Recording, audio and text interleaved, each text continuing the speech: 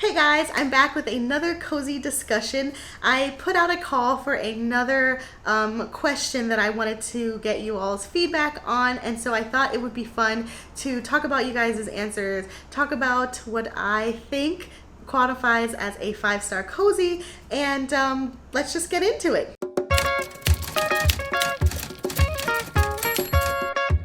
Okay, so as you can tell from the title of this video, this is going to be a chit chat all about what makes a cozy mystery 5 stars. This is going to just scratch the surface because honestly, when it comes to books, they're very subjective. We already know this. And when it comes to cozies, that's no different. So I thought it would just be fun to talk about some of the things that I take into consideration when I'm rating cozies, and also to see what you all said, see if it matches, see if there's differences, see if there's things that you all might have said and vice versa that we hadn't thought of but totally agree with. And of course, if there's anything on this list that's not mentioned or you think of anything else, let me know in the comments so we can continue the discussion. So just like in my last video, I've got the memory of a goldfish, so I'm going to be looking at my talking points on my phone. I'll start with all of the things that I think of, and then I'll jump over to all of the responses that you guys left me on Instagram. So, all right. First things first, and this is probably the biggest one, but one of the factors that makes a cozy 5 stars for me is my mood.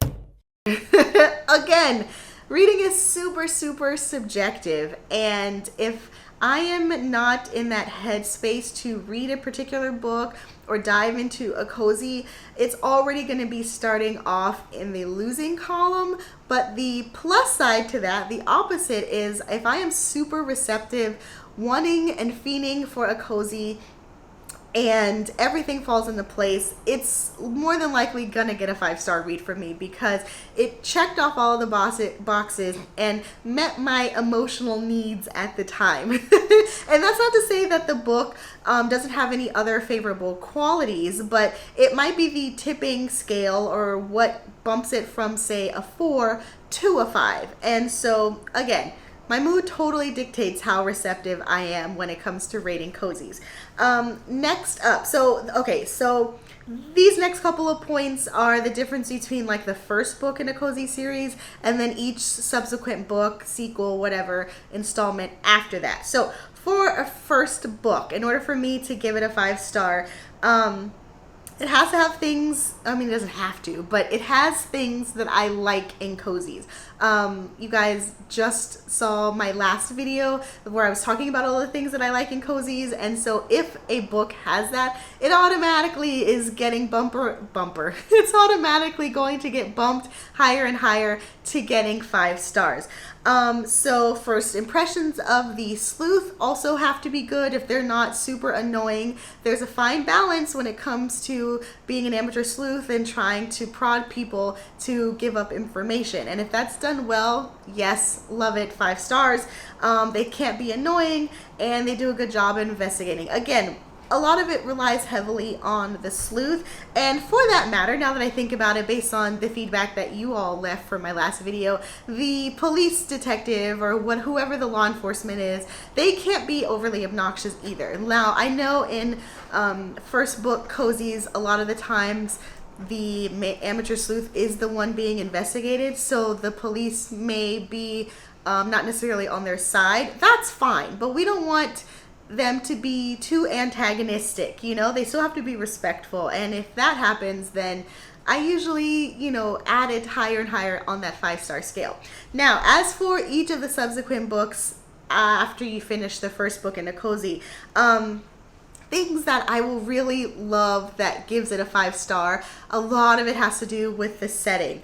It's a really intriguing setting, or the mystery or death is super intriguing. So like if it takes place on a cruise ship, oh my goodness, yes, 5 stars. If there is a town festival or holiday or anything where the small town feels super cozy and everybody is gathered together, yes, totally 5 stars.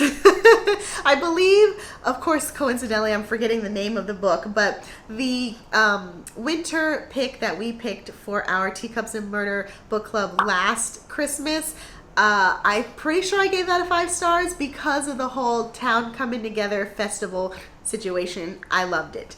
Okay, so one of the things that I will give a cozy 5 stars for has to do with character development and progression. More likely than not, this happens later on in the books, because in order for you to get that real emotional impact with seeing, certain things happen to characters, you have to have established the knowledge of the character to begin with, right? So if you've been following, whether it's the amateur sleuth or the side characters, 10 books deep, 5 books deep, and then like something happens to them, whether they're, framed for murder, or, they,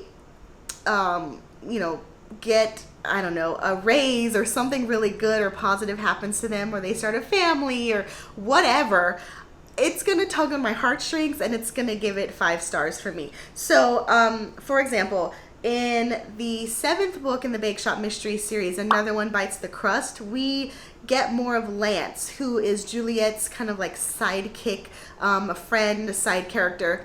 And like I said, we're 7 books in. We know Lance. We have seen his character. And to have the story kind of spotlight on him and dig more into his past, that totally got me. So I rated it 5 stars because it's like, oh, this emotional investment has totally paid off. Okay, another thing is how cozy and whimsical it is and how much detail that the book goes into. Again, this is of no surprise because we've already talked about and agree that one of the things that we like most in cozies is how cozy it is and how much granular detail it goes into. And so when a book does that, I just eat it up. I give it 5 stars. I absolutely love it because it paints a picture that's so vivid for me. I can imagine myself there, seeing the sights, smelling all of the things, feeling, tactile responses as well. Everything just lines up perfectly, and it makes me want to give the book 5 stars. All right, so here we go. I'm going to give some examples of books that I have rated 5 stars. By no means is this a exhaustive or comprehensive list, but just to kind of give you guys a working idea as to how all of these things that I just listed factor into some of these 5-star reads. So I already mentioned one. Another One Bites the Crust, which is book number 7 in Ellie Alexander's Bake Shop Mystery series. That one has that real heartwarming character development of Lance, which I absolutely adore. Another thing, just really quick to note, that whole point about character development and heartstrings, I feel like that is something that you would get if you've read the books in order and like put in the work to read up until that point. Of course, you can dive into cozies and pick up a book wherever, and you'll get the mystery of the week, the flavor of the week. But of course, the characters and everything, you'll know who they are, but you won't necessarily understand maybe all the previous references and stuff like that. So I feel like I should caveat so that you all know, in order to get that payoff, you'll likely have to be familiar with the characters by having read more of the books.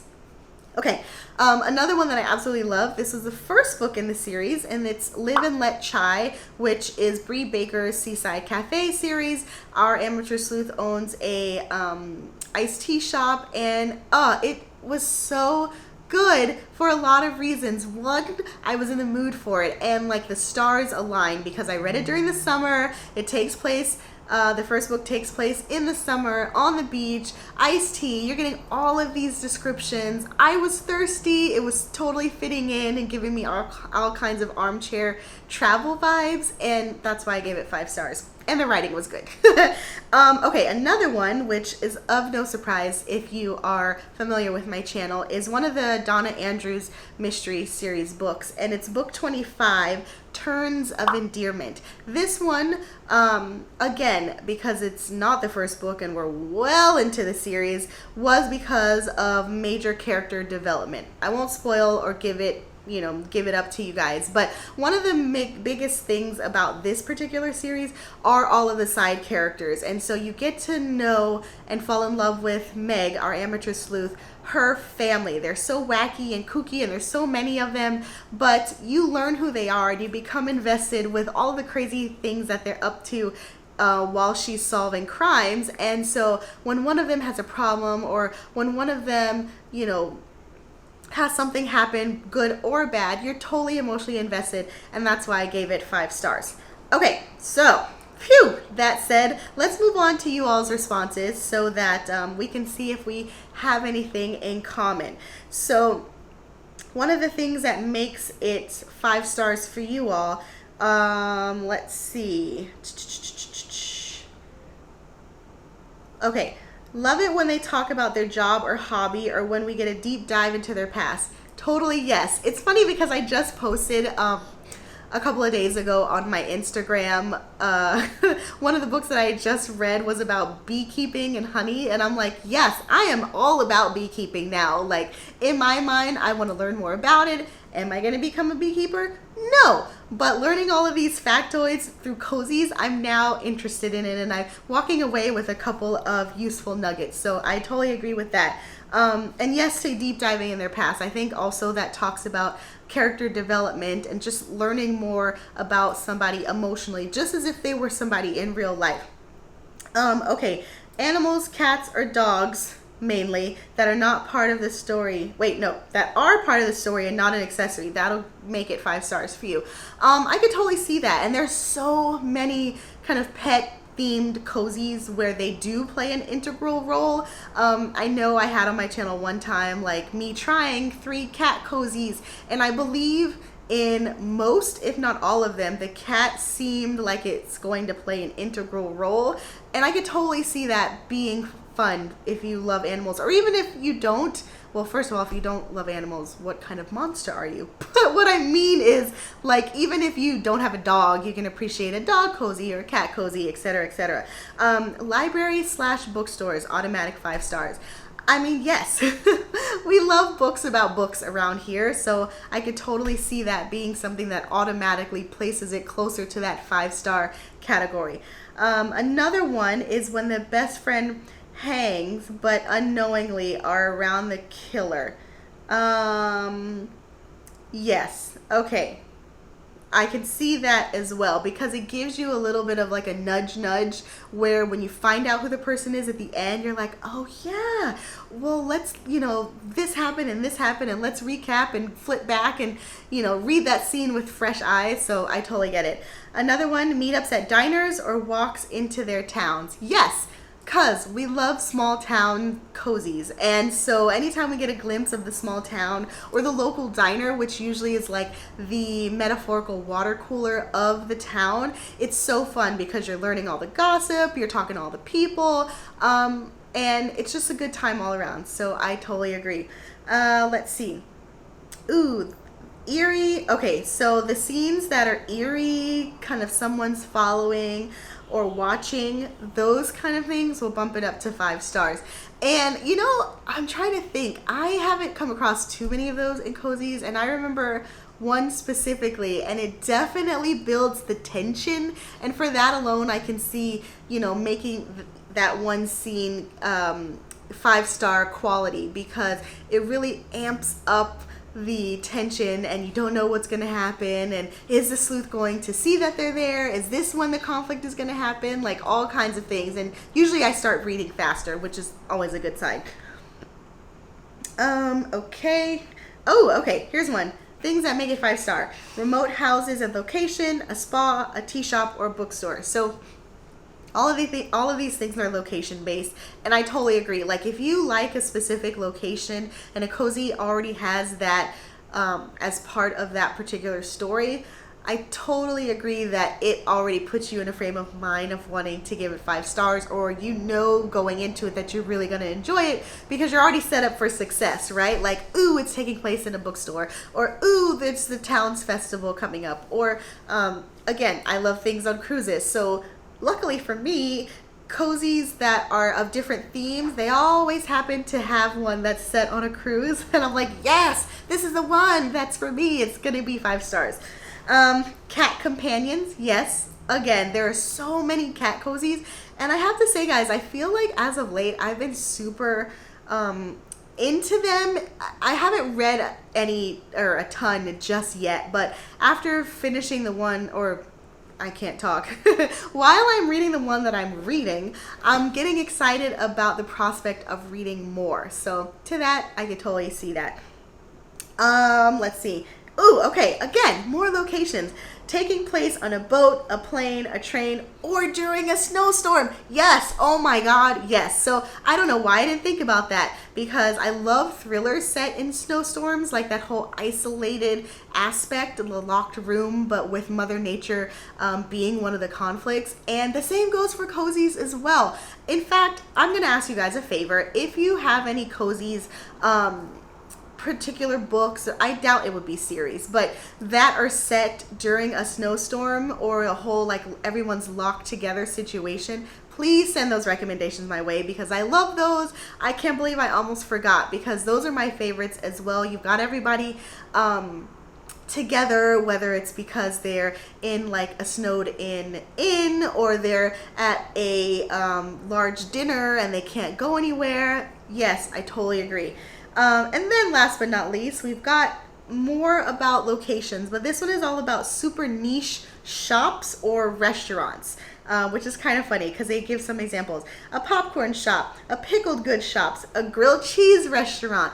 And it's funny because I've heard of all of these, and that's one of the wonderful things about cozies, is that there's literally a theme for anybody. And if you want to get hyper specific, yes, we got you covered. You want grilled cheese? We got it. You want candle making? You got it. You want bee theme because it deals with beeswax and honey? We got it. By the way, that last one, I just came off the heels of reading and I absolutely adored it, and I can't stop thinking about it. So it's at the top of my mind. Anyway, that's it for the feedback that you all gave me on Instagram. But again, if you guys think of something that wasn't mentioned on this list or I didn't say so, please feel free to leave them in the comments so that we can all kind of share and continue the discussion. But again, those are just a couple of things that qualify cozies as 5-star reads for me. And I will say, because I am super wishy-washy when it comes to ratings, is I tend to change my mind. So a lot of times what I'll do is I fall into like one of two categories when it comes to making a book 5 stars. I will either super love it and end the book loving it because like maybe the ending ended in like this crescendo and I'm like, boom, I gotta go to Goodreads right away, give it those 5 stars. Or I'll love the book and then maybe the ending was like, okay, the end, whatever, middle of the road, and I'll give it 4 stars because of the way that it ended. And then when I'm talking about it with my friends or I'm thinking about it, I start hyping it up even more and I'm like, oh my god, this book was this and that and so good. I'll go back and change my rating to 5 stars because I've, dwelled on it more and I'm like, yes, this book was good, at least in the way that I recall. So one thing to say though, and I think we can all agree, a book does not have to be one that you remember every plot point in order for you to rate it 5 stars, because again, maybe it's because I have the memory of a goldfish, but there are so many books that I have rated 5 stars mainly because of emotion. The emotions are fleeting and you remember how you feel, but I cannot remember for the life of me the plot points of the book, and that's okay. That doesn't make it any less of a 5-star read. So I just kind of want to put that out there as a caveat. But there are a variety of reasons you could rate a book 5 stars or even less than 5 stars, which we can always get into that discussion later. Let me know if you would be interested in a video on that. But in the meantime, I hope you guys enjoyed today's chat. If you did, please like and subscribe. I will talk to y'all later. Happy reading. Bye!